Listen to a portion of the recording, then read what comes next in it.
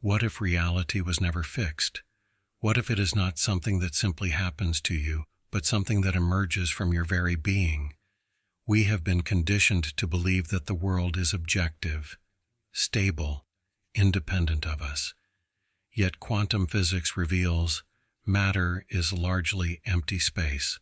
At the subatomic level, only probabilities exist until they are observed. The observer seems to play a role.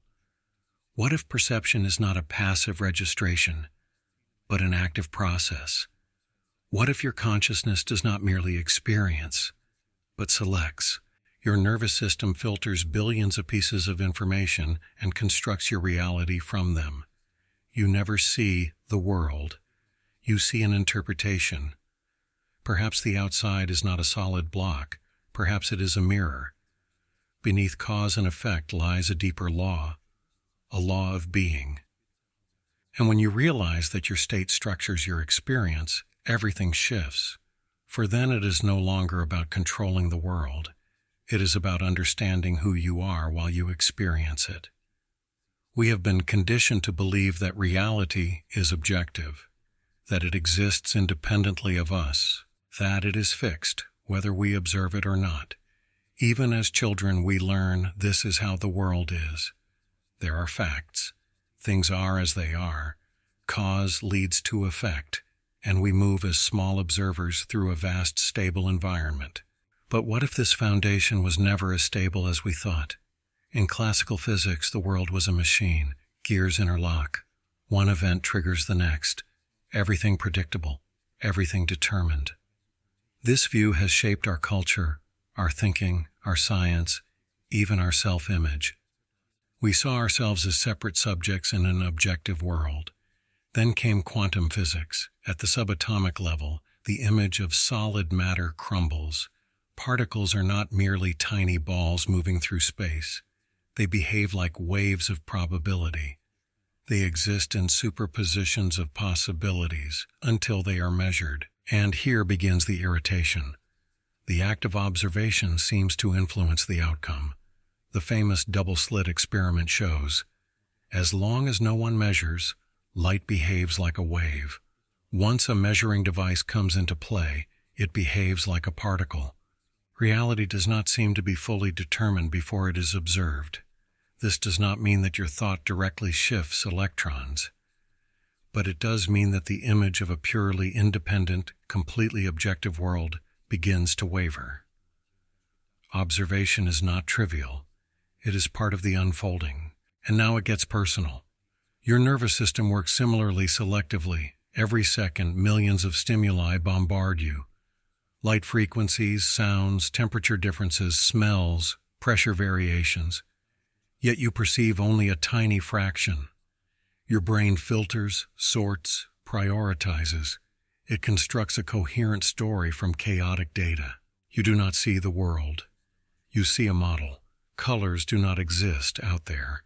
They arise as interpretations of certain wavelengths in your visual cortex. Sounds are not objective properties. They are neural translations of air vibrations. Even time is experienced subjectively. A minute can feel like an eternity, or like the blink of an eye. Perception is not a neutral reflection. It is active construction. If this is true, then reality is already filtered before you consciously think about it.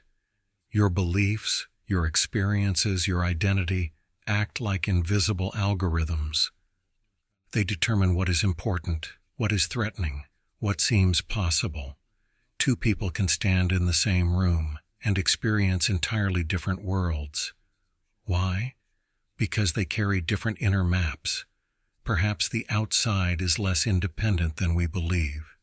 Perhaps it is not the rigid block against which we crash. Perhaps it is a resonant space, a field that interacts with our inner state.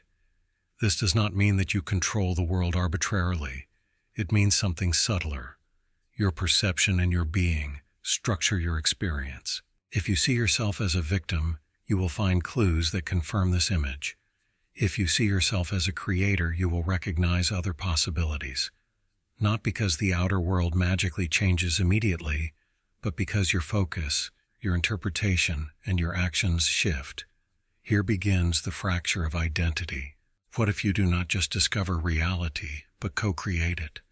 Not in the sense of wishful thinking, but in the sense of a dynamic interplay between observer and field, between nervous system and environment, between identity and experience. The illusion of a purely external world gives us security. It relieves us. When everything happens out there, we bear less responsibility. Yet it also robs us of power. It reduces us to mere responders. Quantum physics opens a door. Neuroscience confirms your brain is not a passive receiver. It is a prediction organ. It generates hypotheses about the world and matches them against incoming signals. Reality is a continuous negotiation process between the inside and the outside.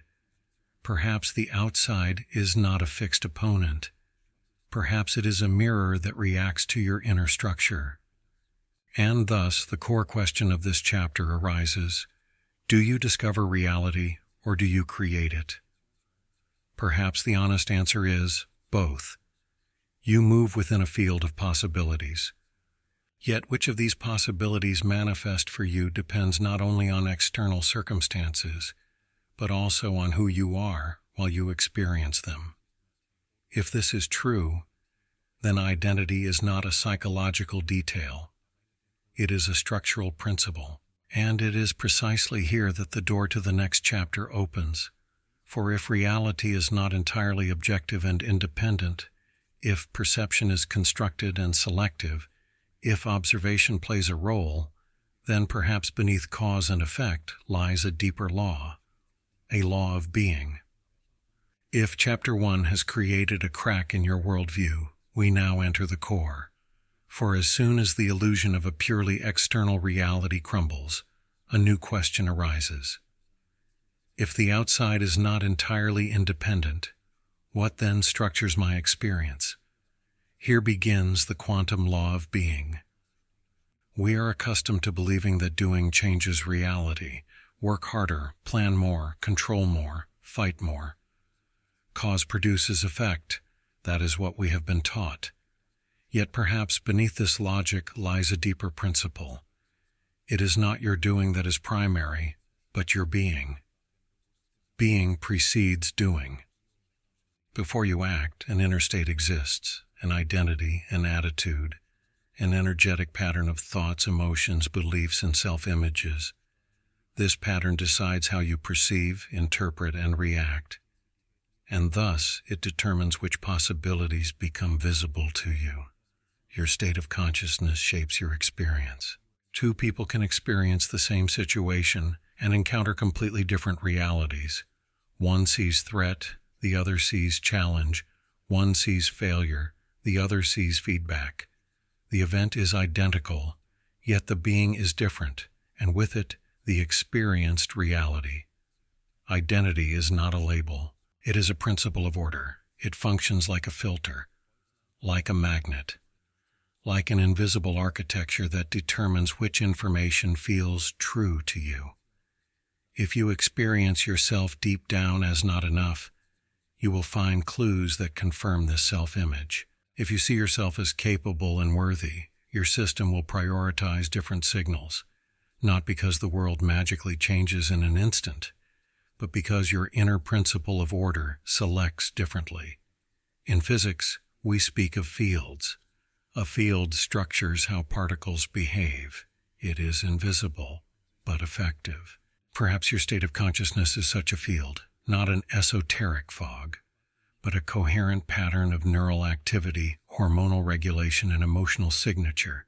The field does not respond to effort, but to coherence. You can force yourself to think positively. You can drive yourself to work harder. You can repeat affirmations. Yet if your inner state remains contradictory, you create tension, and tension generates incoherence. Incoherence is not a clear signal. Coherence, on the other hand, arises when thoughts, emotions, and bodily states point in the same direction. When your self-image is not only cognitively asserted, but physiologically embodied. when you do not try to become someone, but already act from that identity. Here lies the difference between doing to become and acting from being. Change does not happen through pressure, but through alignment. Pressure creates resistance. Your nervous system responds to coercion with stress. Stress narrows perception, and narrowed perception reduces possibilities. You fight, and thus unconsciously confirm the reality against which you struggle. Alignment, however, means shifting your identity, not through self-deception, but through honest integration. When your inner image of yourself changes, your behavior changes automatically.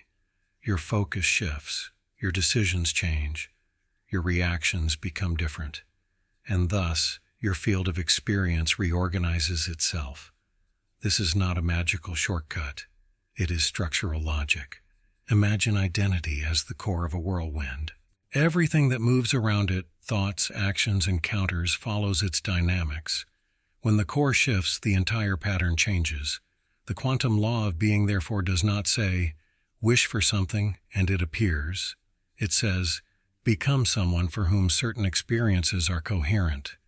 Being determines perception. Perception determines interpretation. Interpretation determines action. Action generates consequences. The chain does not begin outside. It begins within. Here lies the radical thought. You are not primarily a reactor to circumstances. You are a co-creator through identity, not omnipotent, but structurally involved. When you change your being, your playing field shifts, not necessarily immediately spectacular, but subtly, consistently, systemically. Conversations unfold differently. Opportunities become visible that were previously invisible. Decisions feel clearer. Resistances lose their weight. Why? Because your inner principle of order is recalibrated. The quantum law of being is not an esoteric comfort. It is a responsibility. For when your state of consciousness structures your experience, you can no longer completely hide behind external circumstances. Nanan, you are not the victim of a fixed universe, but you are also not the dictator of a wishful cosmos. You are a participant in a dynamic field, and this field responds to coherence. Here lies the essence of this video. It is not doing that primarily changes your reality. Being does, not control, but identity.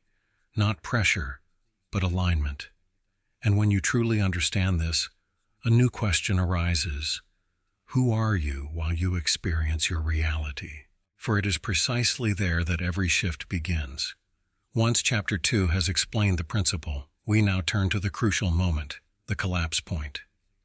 The instant when a possibility becomes an experienced reality, not only in quantum physics, but in your life. In the double-slit experiment, we speak of the collapse of the wave function. As long as a particle is not measured, it exists in a superposition of possibilities. Only through observation does the system decide on a concrete state. Possibility becomes event. Translated into your life, this means you too are constantly moving within a field of possibilities. Yet which of these possibilities becomes real for you depends not only on external factors, but on which ones you internally consider coherent. Belief influences perception, and perception influences experience. This may sound trivial, but it is radical. If you are deeply convinced that you will fail, your nervous system will unconsciously seek confirmation. You interpret neutral signals as negative. You react more defensively. Your body language changes. Your decisions become more cautious. And suddenly what you feared most begins to manifest. Not because the universe wanted to punish you, but because your inner model selects and shapes reality. Here it becomes clear why affirmations alone often do not work. You can tell yourself 100 times, I am successful. Yet if your body remains in stress mode, if your nervous system signals danger, if your self-image unconsciously contradicts this, incoherence arises. Your system sends mixed signals. Words without embodiment remain superficial. Your nervous system is the interface between consciousness and experience. It decides whether you feel safe or threatened, open or closed, creative or defensive, and this state directly influences how you act and how others respond to you. Emotional coherence means that your thinking, feeling, and acting are in alignment. Studies show that coherent states, such as those achieved through conscious breathing or heart rhythm synchronization, have measurable effects on stress levels, decision-making ability, and perception. When your system is coherent, your vision becomes clearer. Your reactions stabilize, your presence transforms, and it is precisely here that the collapse moment occurs, not as a spectacular event, but as a subtle shift. You react differently than before. You reinterpret situations. You feel more internally stable, and as a result, you begin to make different choices. Perhaps you say yes, where you would have hesitated before. Perhaps you remain calm, where you would have exploded in the past. Perhaps you recognize an opportunity that was previously invisible to you. These small shifts accumulate, and suddenly, it seems as though your outer world has changed. In truth, your inner ordering principle has shifted. The collapse happens in being, not in the external. When your identity changes, your experiences reorganize, not magically, but systemically. People respond to your new attitude. Opportunities appear because you are ready to perceive them. Conflicts lose intensity because you no longer act from the same old story. Here, the quantum law of being becomes practical. It is not about controlling reality. It is about aligning your inner structure so that certain experiences become coherent. When your self-image shifts from I struggle to I create, your behavior changes, and behavior changes outcomes. The moment of collapse is therefore not a one-time flash. It is a process of embodiment. The more your new self-image is anchored in your nervous system, the more stable your experience becomes. Your world begins to mirror your being, and this is where responsibility lies. You cannot expect your playing field to change if your identity remains the same. You cannot force a new reality while acting from old beliefs. The shift begins within and spreads outward. Perhaps this is uncomfortable, for it means that change does not primarily lie in struggle. Rather, it lies in the honest question, who am I while I am having this experience? When you truly allow this question, space emerges. Space between stimulus and response.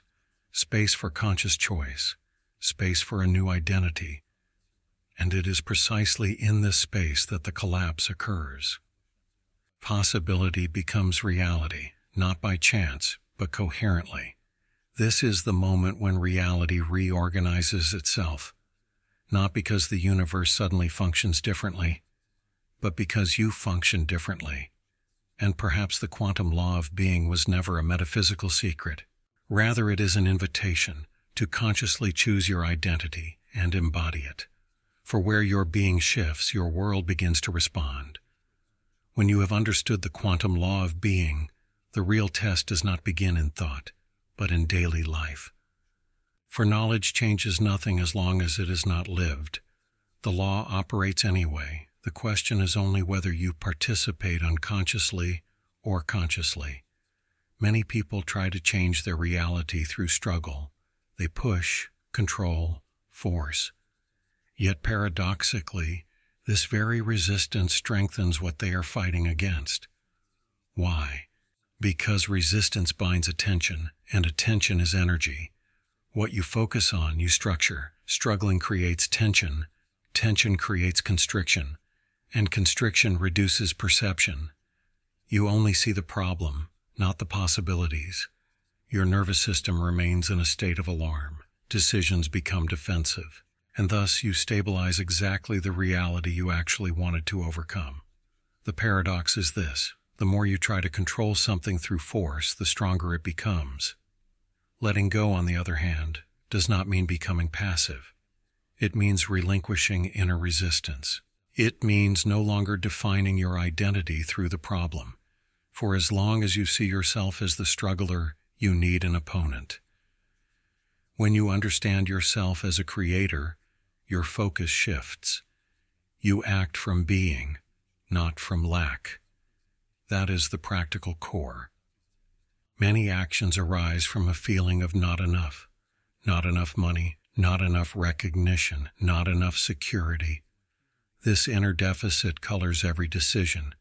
You act to compensate, and in doing so, you unconsciously affirm the lack. However, when your being is based on abundance, stability, or self-worth, the quality of your action changes. You do not react out of pressure. You act out of clarity, and this clarity has a different effect. Reality functions like a feedback system. It responds to your inner structure, not immediately spectacularly, but continuously.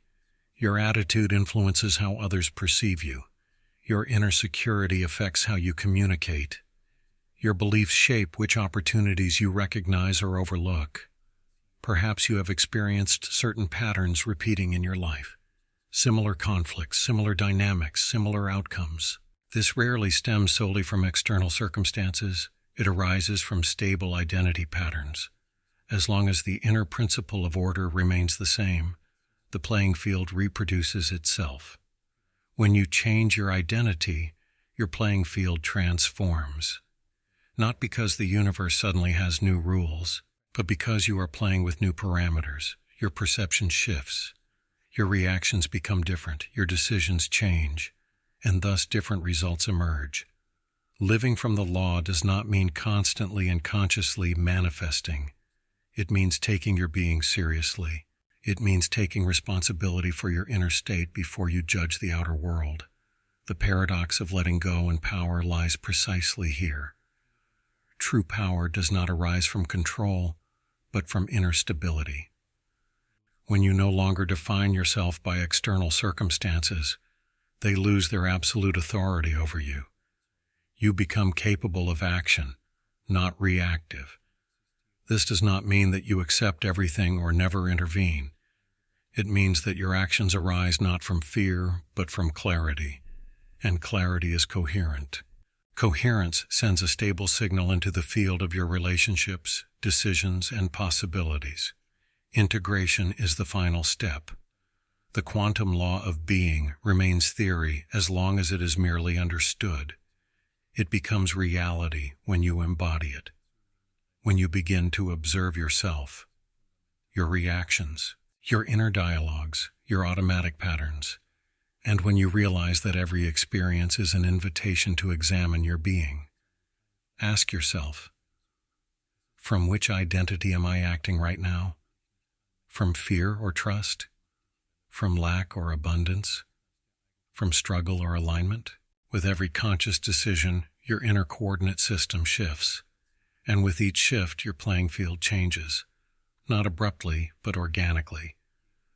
Living from the law means no longer seeing the world as an opponent, but as a resonant space.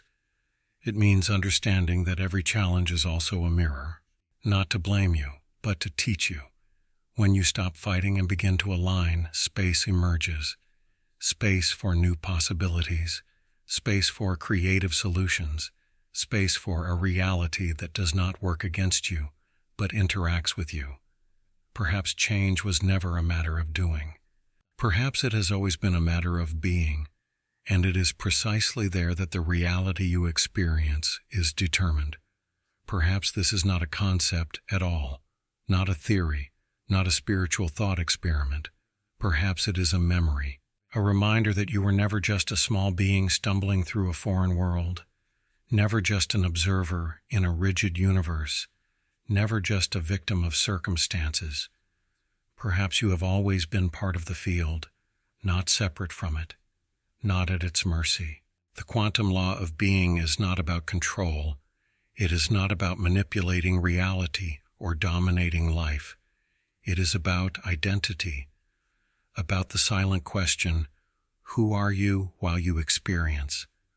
The world is not an opponent, it is resonance. What you clarify within yourself clarifies in the outside world. What you heal within yourself loses its weight outside. What you believe within yourself shapes the way possibilities unfold. Perhaps reality was never something solid. Perhaps it has always been a dance between consciousness and the field, between the inner and the outer, between being and becoming. And maybe your greatest transformation does not begin with a new strategy, but with a new self-image. When you realize this, your perspective shifts, not dramatically, but profoundly, and in that depth lies something reassuring. You were never separate, never powerless, never here by chance. Reality does not arise against you, it emerges through you, and perhaps that is precisely the moment when you begin to truly live.